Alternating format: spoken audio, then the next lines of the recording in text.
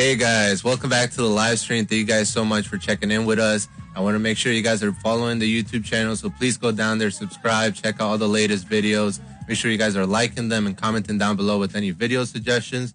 Make sure you guys are also going down to all of our socials. Make sure you guys are putting the notification bell on so you guys get notifications when we post. Yeah, just make sure you guys are keeping up with everything, all the things that we're doing. And Pino might have some announcements for you, so make sure you guys are tuning in with his page as well. And over to Mugriento so he can give you guys a bit of an intro to who he is and what he's about out here. Thank you, Brian. So I'm Mugriento. I go by Zeus, but of course my producer name is Mugriento. I'm a 25-year-old music producer from Connecticut. I basically started making music as a kid, around like middle school. I made like my first production, and my brother sent it off to one of his friends. Wasn't the greatest thing, but he was like, hey man, this kid has like an ear for it. And so once I got to high school, I took electronic music. And unfortunately got kicked out of that class. Being a fool, man, just being young and in high school and just trying to follow what everybody else was doing, I guess you would say. And wasn't necessarily the thing that I should have done. My brother was always like, yo, don't be a follower, be a leader. And sure enough, I was like, oh, yo, you guys are skipping class and smoke weed? Sure enough, I was skipping class and smoke weed. But yeah, if I could go back, I mean, I would definitely do it again the same way, because I am who I am, you know what I mean? You learn off of your mistakes. I think that's what life's about, you know what I'm saying? So, but aside from that, I kind of started then, and then after that, I had a choice when I graduated high school. My dad was like, I could either give you a car or you could have some money to go to school. And I thought he was going to give me a good amount of money. And not to say that he didn't give me a good amount of money. He gave me $1,000. That's more than enough money for school. You know what I mean? So shout out to my dad for that. But he gave me $1,000 and I had a choice. I was like, you know what? I'm just going to buy a laptop for school. But also the intention for the most part was for music. And the reason why I bought it was because I was kind of like rapping. And then I had nobody to get beats from and I didn't want to pay for them. So that being said, I just started, so that being said, I just started making my own beats, and then that kind of brought me into like the love of production from when I was a kid. And then I was just really inspired by a lot of people that I looked up, and I really started digging through like a lot. So my brother's huge on hip hop, started digging through a ton of hip hop records, and my brother just started like showing me and introducing me to a bunch of stuff. So when people say like, hey, what kind of music do you like? And I say hip hop, some people think that it's like newer hip hop. Nothing against the newer hip hop or anything like that, but something different about the way that older hip hop just resides.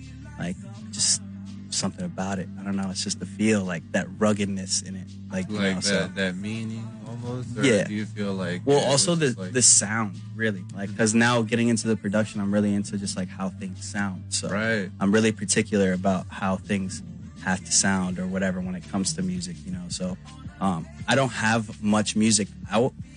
You can find things if you look up Mugriento. I have like this YouTube page, it's like Power of the Click Entertainment, where you would be able to find some things. But for the most part, I don't really post. I just send it to some people. Right now, I haven't really been making that much music because I've just been trying to gather up some money. Because I manage an artist. He goes by the name of Jay Lat, super talented kid. He's also a family member of mine, and I've just been trying to really go hard with him and trying to make sure that he gets to where I guess he would want to get with music. Just being an artist, everybody wants to get somewhere. Whether it's having 1 million followers or having 100 followers. Somebody wants to be heard. So just having his voice be heard, I think is kind of the goal. Aside from obviously what everybody else wants, but he has a different vision. He's not like everybody else.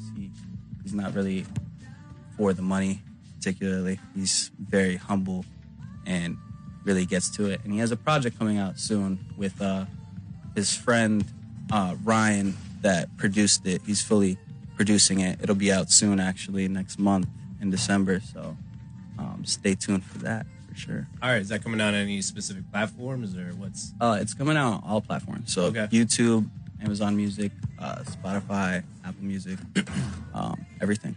Is that going to be also listed on like your website, or where should people? Yeah, so you could definitely for that.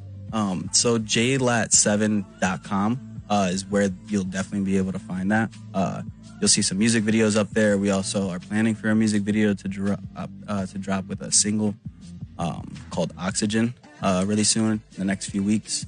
So that'll be posted there on the website, Instagram, TikTok, things like that for promotional. Right, yeah. So you guys got TikTok and all that stuff rolling and everything. Yeah. So it's crazy. He has like 30,000 followers on TikTok.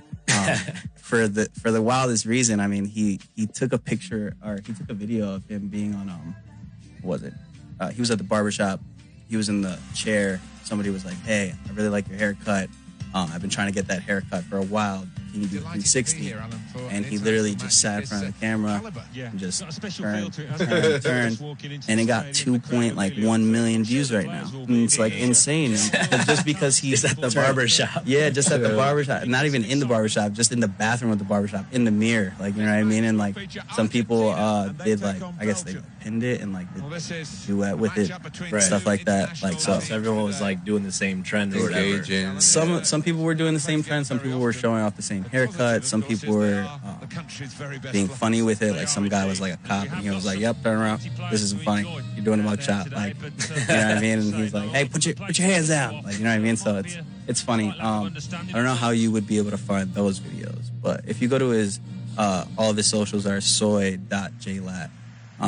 So S-O-Y dot jlat.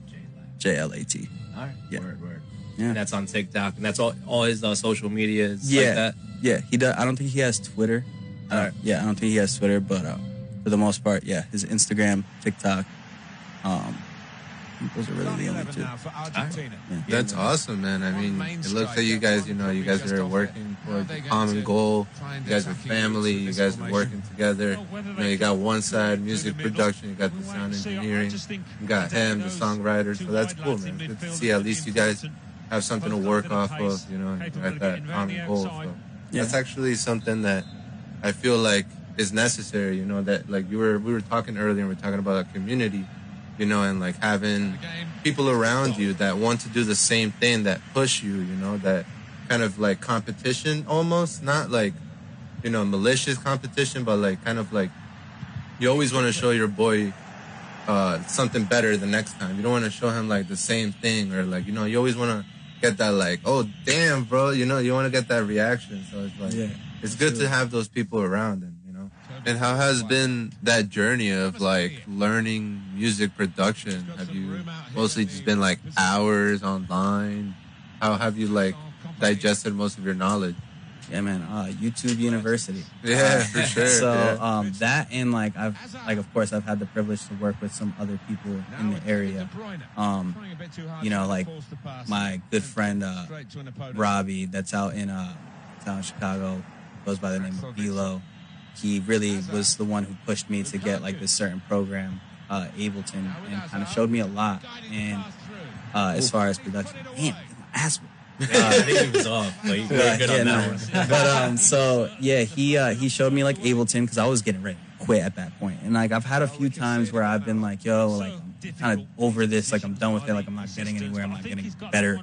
Like so, he showed me Ableton. He was like, "Yo, look at this. Your workflow will be a lot faster. Your sound quality will be a little bit better because everything is more accessible and stuff like that." So, like how to use the program and like how to make myself better, and what would make it better. Like what sounds should I get? And that's definitely where I would advise anybody that wants to get into music. Is don't have too much. There is such thing as too much, even in music. Like simplicity is key. If you've never heard it, just KISS in general, I think it's like keep it short and simple or something like that. Oh, nice. But yeah, you just gotta do that. Like if you listen to a lot of like some of the legends, like a lot of like even just legendary tracks in general, like a lot of them are just simple and they're just straight to the point and they bring you in instantaneously. And I think that was holy rocket, yo. You know what I'm saying? I haven't played FIFA in a minute. It's messy though. I feel like those. Yeah, dude, cheat codes. How is it collaborating with other artists, or have you, or will you? Are you willing to make music with other producers? Yeah. So I'm actually, like I said, my cousin's in the works with dropping a project with his friend. His friend is mixing it, and he executively produced it. He made like every single beat on it. I'm just giving like a lending ear, like you know what I mean, for the most part. They're really taking care of that. But I've worked with him before. There's a producer in the area. His name is John. Some people call him Johnny Bands, but he's like super talented. Probably one of the most talented, I would say. He has been making music for a while. He started off rapping, and then all of a sudden he just started making beats. And honestly, the productions that he makes is mind-blowing, like mind-boggling, honestly. And it's the only reason why I say it's mind-boggling is because I remember when he first started, he was like, "Oh, I've only been making beats for like 3 months," and some of the things that he showed me, I was like, "Dude, you know how long I've been trying to get it to sound like this? And you did this in 3 months? I've been trying to do this for like years. Like, what are you doing? Like, what are you on?" And he was just like, "I don't know, man." You know, and that's why it's also like great to have those limitations, because he really pushed himself. Like, you know, he didn't have the same MacBook Pro that I had. Like, you know what I mean? I think he's still working on a MacBook Air. Like, you know what I mean? And this kid is pumping out records that should be like over 1 million plays. Like, you know what I mean? But it's all in the marketing and promotion now, because you can't just make a hot track and expect to blow up. But yeah, so I love working with other people. I think working with other people is key. You know, two minds are better than one. Definitely get that other perspective, right? Yeah, absolutely. And sometimes the production might come out completely different, or the song might come out completely different to what you thought. Is that one of like the more tedious things about, you know, music production? Is kind of like finding what you feel like sounds right? Like you scroll through thousands of instruments and stuff like that. Is that one of the more challenging things? Yeah, probably for me right now, just because of the simple fact of also knowing music theory. I just wish that I would kind of have the discipline to learn some music theory. I should. I've done like some YouTube videos on it and stuff like that. I'm a little familiar with it, but I'm not like, you know, a guru on it. But I think that if you do learn that would help out. But for me right now, having all those sounds, it is a little tough, because I'll hear something and I'll be making something, and then I'll find like this sound in the middle of making something, and then all of a sudden I'm just like, all right, let's save this. I'll be back to you later. Let me make this with this sound. So even if it is me going to get like a sample or something like that, like I'll listen to like a lot of the sample, and I'll find like a certain part, and I'll be like, all right, this is the chop that I'm taking, and then I'm gonna like either speed it up or slow it down, or change the pitch or not change the pitch, or maybe just leave it like that, and then just build around it, and then put like different elements to it. So like I'll like hum out what I want to do, you know what I mean? Like if I want like the bass to be like dun dun dun dun dun dun, like I'll do that. Right. And then the cool thing about what I've learned over the years is that I could actually like pick up the mic and do that and record it into the project, and then I can export it inside of the project, and make it so that it converts it to MIDI, so that it shows me what I'm actually saying, like in the notes. Yeah. And so like I'll be like, oh, that was an E note. I didn't know that. And so then I could take those and put it to an actual like sound. I mean, I think like when you look into it and you speak to a lot of people, I mean, I think that's one of like the biggest things that maybe like slows some people's progress down potentially, is the fact that, you know, like you're doing great things are going well, and it's those low moments that you hit, like the ones that you really got to push through. And through those low moments, you're kind of like, a lot of people end up kind of looking out, seeing that how others have made it, and being like, oh wow, that dude's so young, that, you know, that chick's so young, they've made it already, and they're trying to compare themselves and their path to somebody else's path. And I think at the end of the day, you know, you start losing focus on yourself when you start doing that. You start losing that drive, that motivation, you know, not for long term. I mean, a lot of people end up getting back on track, but it's like, oh, did I miss the boat on something? You know, am I late to the party or whatever? Yeah. And I think that, you know, people get too caught up in that sometimes, and it can prevent them from really moving forward the way they should, because honestly, I mean, everything is in its due course. Like, it's in its own time. Like, as long as you keep working at it, like you know, you were bringing up, like, are people born with it? I mean, there's some people that definitely, I believe, are definitely born with it. But then what do they do with it? They might not even enjoy it. There's people who are so talented in something and be like, yo, this isn't for me. Like, I just don't enjoy it. Like, I'm really great at it, you know, and their parents, like, push them to a point where they're like, I don't want to do this anymore. And, you know, there's going to be people who aren't that great. And honestly, there's probably a lot of people who aren't that great who have made it, but, like, they're persistent and they've gotten a following and they've gotten support enough to make a living off of it, to put it, you know, lightly, or the very least. Because, you know, like I said, I mean, everyone thinks it's like hitting the top and like being on every billboard and all that, but there's like so many different levels and stages that we don't see. There's so many people living well, enjoying themselves, making their own art, you know, with their own niche groups, man, and like your own level of success. And when you keep focusing on things like that, that's when like the other stuff kind of comes together. I know you mentioned something about like mistakes or whatever, and I think one of my favorite things, and I used to like watch like Bob Ross doing the art because I thought he was so funny. Just like I would watch highlights on him like randomly because he always had something funny to say. But you know, he was a great artist. You know, it was like teaching people how to paint,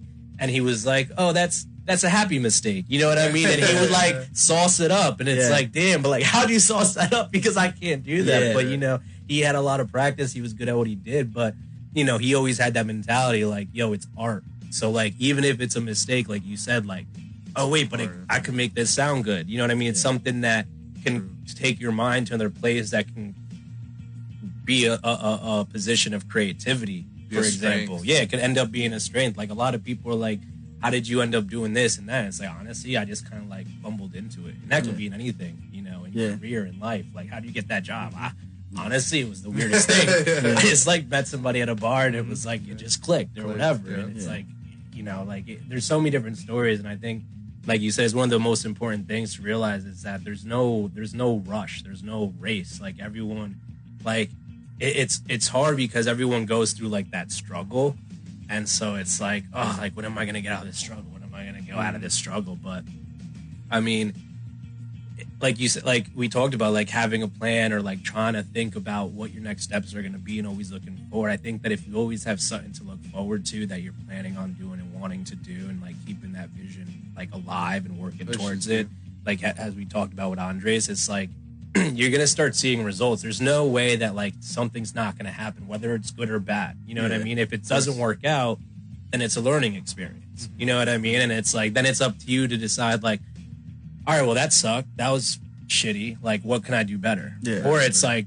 you know what, fuck it, I'm done with it. You know what I mean? You only really have two choices after that. I think, like, you know, life can get pretty simple at that time. It's just blocking out some of the noise and just getting on with it. I mean, in sports and everything, dude, like, people missing penalty kicks. It's like, yo, you still see them go up there and do it again. You know what I mean? They can miss 2 in a row and then be like, yo, but I still gotta, this is, you know, what I chose to do, and I'm gonna have to live with, you know, certain situations that come up. As we wrap up for today, guys, I just want to make sure Mugrento gets out all of his socials, so let everybody know where they can find most of your stuff, where they should follow you. No doubt. So go ahead.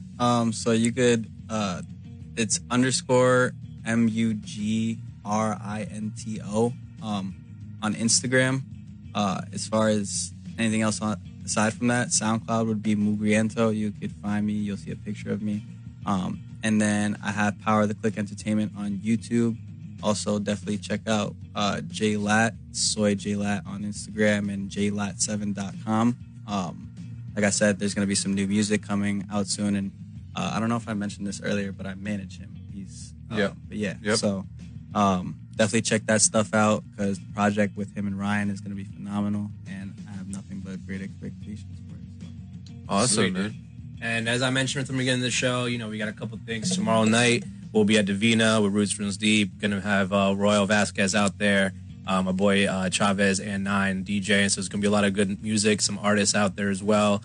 And we'll be at Sound of the Whale following up in December. So definitely, you know, come out, show some love, reach out if you're trying to get on the show as well. Like I said, there's anything is art. So, you know, come use this as a platform for yourself and promote whatever it is that you want to do. Yeah, absolutely, guys. And make sure you guys get some Thanksgiving turkey this weekend. Make sure you guys are chilling with the family, you know, getting some stuff done.